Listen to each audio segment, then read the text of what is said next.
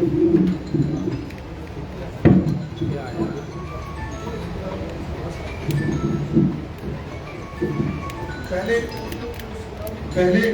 भाई बोल देंगे थोड़ा सा, फिर उसके बाद जो प्रश्न होंगे आपके वो आपको।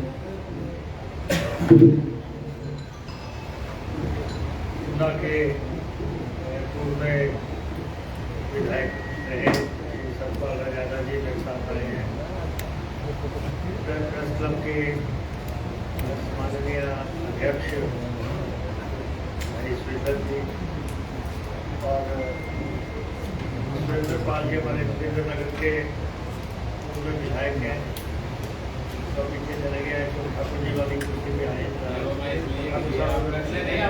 नहीं आप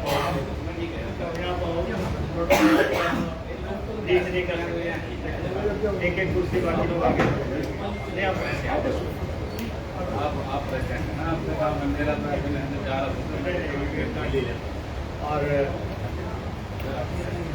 और हमारे अशोक ठाकुर जी, जी, हमारे अरवली ब्लॉक के अध्यक्ष बिट्टू जी, हमारी बीडीसी के चेयरमैन के और रेड्डी जी और हमारे तमाम पत्रकार बंधुवर, मैं आपका बहुत आभारी हूँ कि आपने आज ये कार्यक्रम आपकी तरफ से आयोजित हुआ। और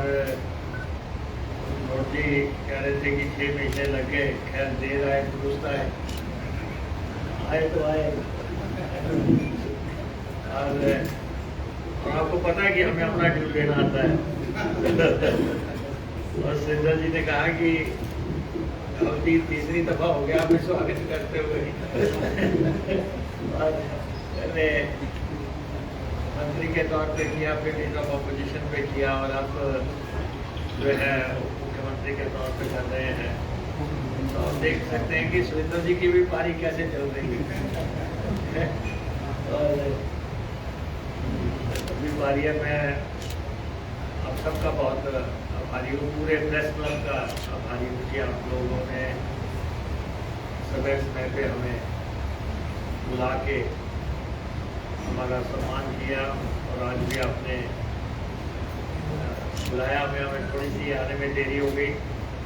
वैसे तो प्रेस के कार्यक्रम में देरी तो बहुत बड़ा गुनाह होता है, लेकिन आपने माफ किया, आपका आभार है। और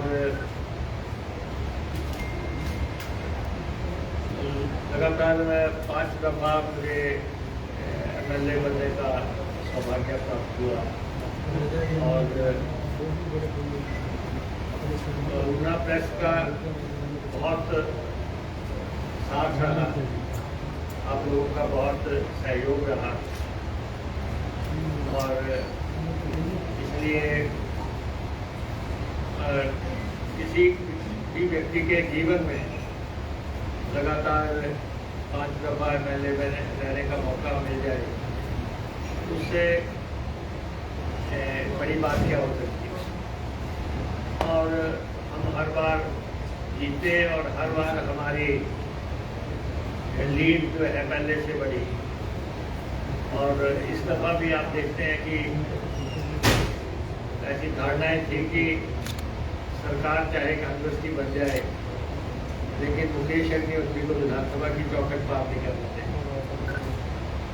ऐसी हवाओं के बीच में लोगों ने समर्थन दिया, आप लोगों ने सहयोग दिया और हमें करीब 40,000 के आसपास वोटें पड़ी। और लोकतंत्र में जनता का दरबार ही सर्वोच्च दरबार है और जनता का फैसला जो है। और अमूमन ये होता है कि हवा जिस तरफ को आती है वो उस तरफ के लोग जीतने हो जाते हैं।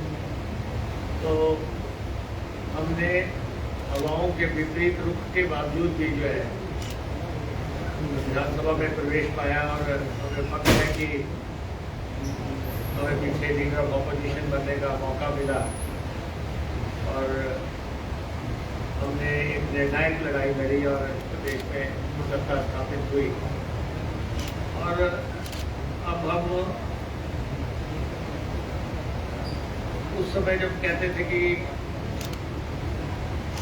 भाजपा की हवाएं रोकी नहीं जा सकती देश में,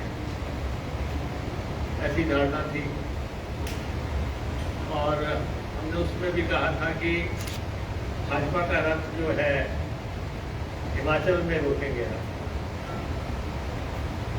भाजपा के कदम जो लगातार बढ़ने की बातें कहते थे, और दो खास तौर पे जो लोग कहते थे कि कांग्रेस मुक्त भारत बनाएंगे, बहुत बड़े बड़े दावे होते थे। ऐसे दौर में जो है इस पहाड़ी प्रदेश में कांग्रेस की सत्ता स्थापित हुई। और अब तो आप देख रहे हैं कि उसके बाद कर्नाटक में एक बहुत बड़ी जीत हुई है। आज लगभग 20 राज्यों में भारतीय जनता पार्टी की सरकारें नहीं है।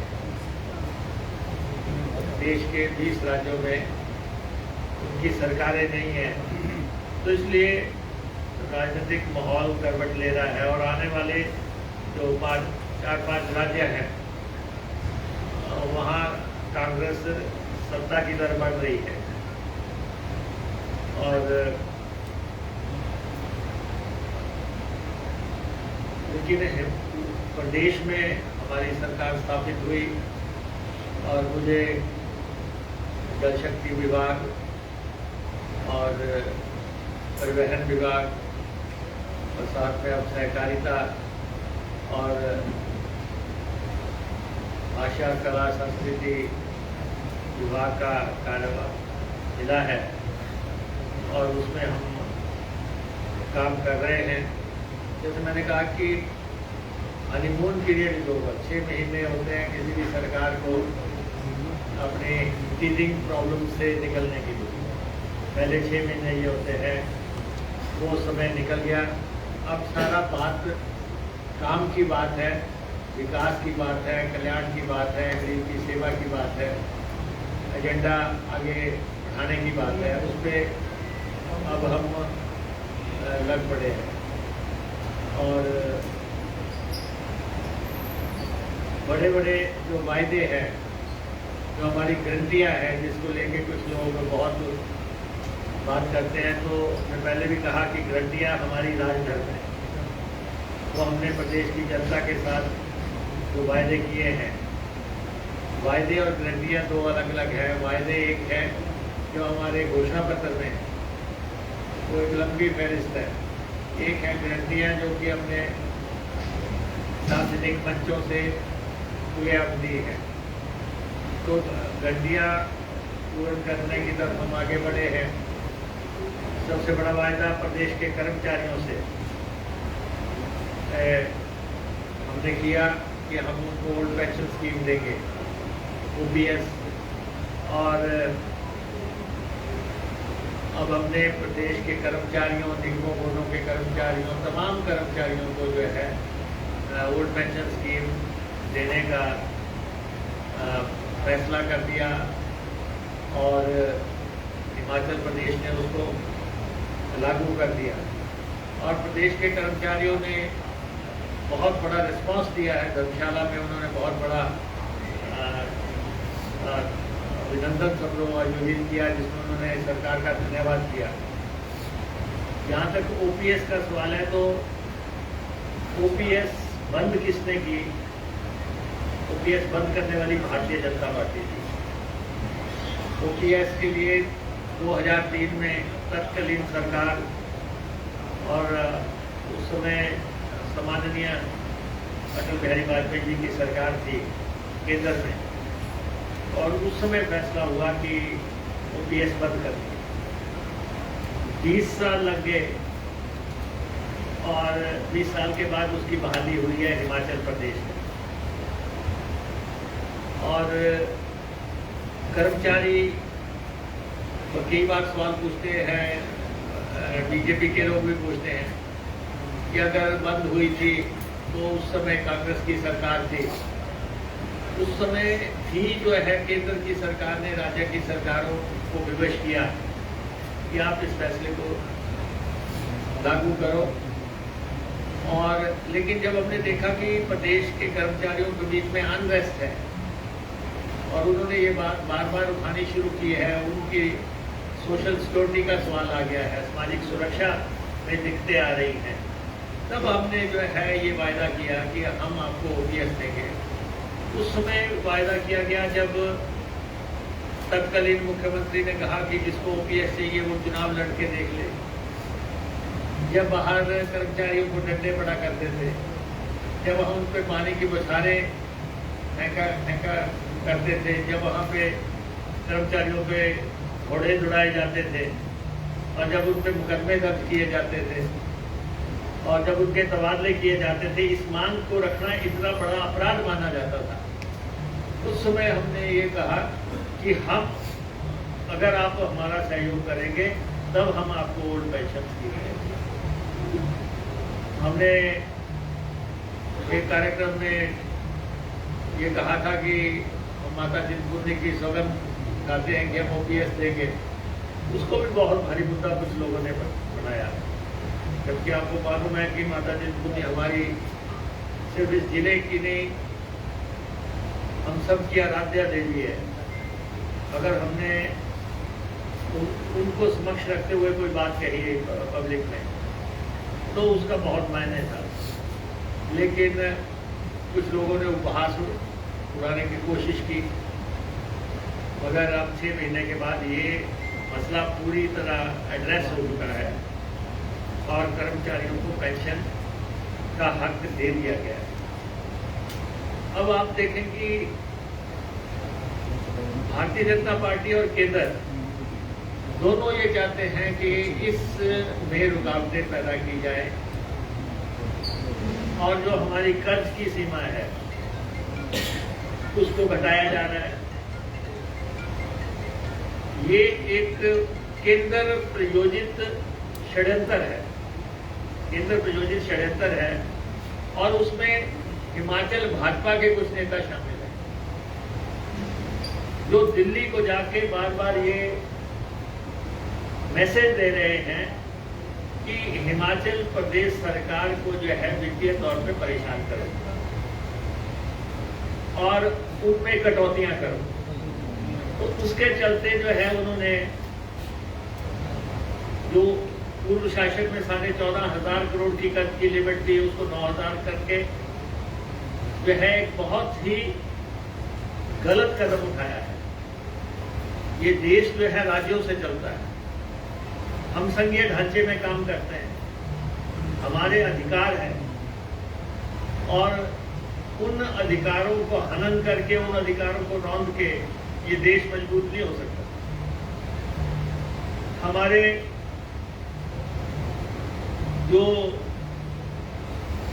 केंद्र में पैसा पड़ा है, जो 10,000 करोड़ रुपया जमा हुआ पेंशनर्स का, वो पैसा हमें नहीं दिया जा रहा है क्योंकि जब आपने पेंशन ही नहीं देनी, पेंशन हमने देनी है तो वो पैसा हमें दे, वो पैसा हमें नहीं दिया जा रहा है। और उसको लेके भी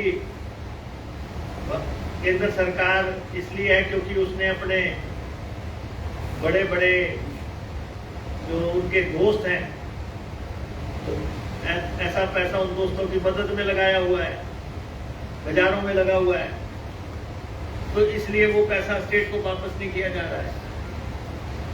और उसके बाद हमारी जो फॉरेन फंडिंग के प्रोजेक्ट्स हैं, फॉरेन फंडिंग के प्रोजेक्ट्स की लिमिट्स को कर्टेल किया जा रहा है कि आप 2200 करोड़ रुपए से ज्यादा के पोषण नहीं करोगे फॉरेन के प्रोजेक्ट्स का। हमारे साथ लगता प्रदेश है उत्तराखंड, उसकी फॉरेन फंडिंग के प्रोजेक्ट्स की और हमारे फॉरेन फंडिंग के प्रोजेक्ट्स की तुलना करें तो उनको 5 गुना लिमिट दी गई है। वो 10,000 करोड़ के आसपास बैठते हैं, तो वहां भी कटौती करने की कोशिश की जा रही है और एनपीएस की एवज में जो है, जो दिल्ली में पैसा जमा है उसकी एवज में जो है हमें जो कर्जा उठाना है वो भी उठाने नहीं दिया जा रहा है।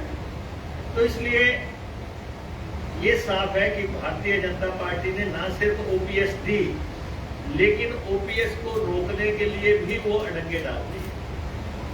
और केंद्र की सरकार जो है, हमें अपने हक लेने हैं, हक हकूक की लड़ाई हम लड़ेंगे।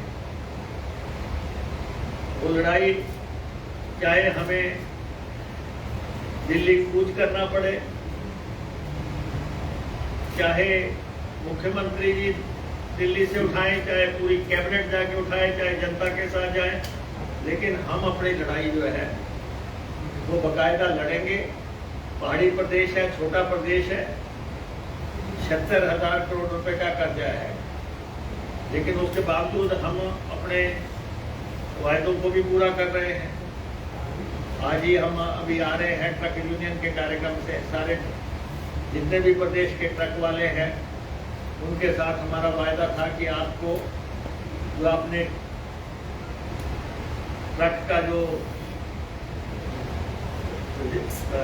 ये इंटरेस्ट और पेनल्टी जो वो माफ करने की बात करते थे, वो वायदा हमने किया था, वो हमने माफ कर दिया ताकि अब वो जो है गवर्नमेंट पोर्टल पे आ सकेंगे और रेगुलराइज हो जाएंगे सारे। और उन्होंने बहुत बड़ा कार्यक्रम किया, आज धन्यवाद भी दिया महतपुर में। तो इसलिए हमने जो वायदे किए हैं हम उनमें आगे बढ़ रहे हैं और केंद्र से हमारा ये आग्रह है कि जब हिमाचल प्रदेश का गठन हुआ था, हिमाचल प्रदेश का जब गठन हुआ था उस समय भी ये मालूम था कि हिमाचल वित्तीय तौर पे एक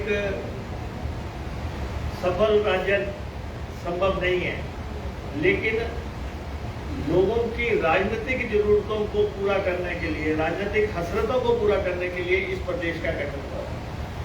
उस समय भी मालूम था कि यहाँ पे टैक्स बेस है नहीं, हमारा टैक्स बेस दूसरे राज्यों के, बड़े राज्यों के मुकाबले में नहीं है, हमारे आय के साधन नहीं है, उस समय भी मालूम था। लेकिन उसके बावजूद भी अगर श्रीमती इंदिरा गांधी ने हमें अलग राज्य दिया तो सिर्फ इस राज्य के लोगों की राजनीतिक जरूरतों को, हसरतों को पूरा करने के लिए डॉक्टर परमार जी जो हिमाचल निर्माता हैं, उन्होंने ये पूरे एक सफल वकील के तौर पर पैरवी की और उन्होंने हिमाचल का निर्माण किया। और उसके बाद आज का हिमाचल जो है उसमें वीरभद्र सिंह जी का जो भूमिका रही सालों साल, वो आपके सामने है कि एक राज्य जो है विकास की दृष्टि से आगे बढ़ा है। तो इसलिए रुकावटें डालने की कोशिश हो सकती है, लेकिन हम अपने जो गारंटियां हैं, जो अपने वायदे हैं, हम आय के संसाधन पैदा करने की कोशिश कर रहे हैं। आपके सामने पहली दफा हुआ कि शराब के ठेके 5 साल के बाद नीलाम हुए, नहीं तो हर साल जो है मामूली इंक्रीज देके उनको आगे बढ़ा दिया जाता था। पहली दफा ठेके नीलाम हुए और 500 करोड़ रुपए का जो है संसाधनों में इजाफा हुआ है। और इसलिए अब लूप होल्स जो है सारे प्लग करने की कोशिश कर रहे हैं कि संसाधन आय कहाँ से बढ़ा सके। और आप केंद्र का रवैया देखो कि हमने वाटर सेस लगाया, पानी स्टेट का सब्जेक्ट है, पानी राज्य का विषय है, बिजली केंद्र का विषय है। राज्य पानी के इस्तेमाल करने पे किस ढंग से टैक्सेशन करता है ये हमारा अधिकार है, लेकिन इसके बावजूद भी केंद्र की सरकार ने जो है कंपनियों को चिट्ठी लिख दी कि आप ये पैसा जमा ना कराएं, आप अदालत में चले जाएं। तो आप देखें कि केंद्र कंपनियों को भी प्रवोक करने के लिए किस हद तक आगे जा रहा है कि आप राज्य से बात करें, वो समझ आता है, लेकिन आप दूसरे राज्यों को उकसा रहे हैं, आप कंपनियों को उकसा रहे हैं। 2 पत्र जो है ऊर्जा विभाग के मंत्री ने, केंद्रीय मंत्री ने लिख दिए, जिसमें उन्होंने एक में ये कहा कि आप जमा नहीं कराओ, उसमें उन्होंने कहा कि आप अदालतों में चले जाओ।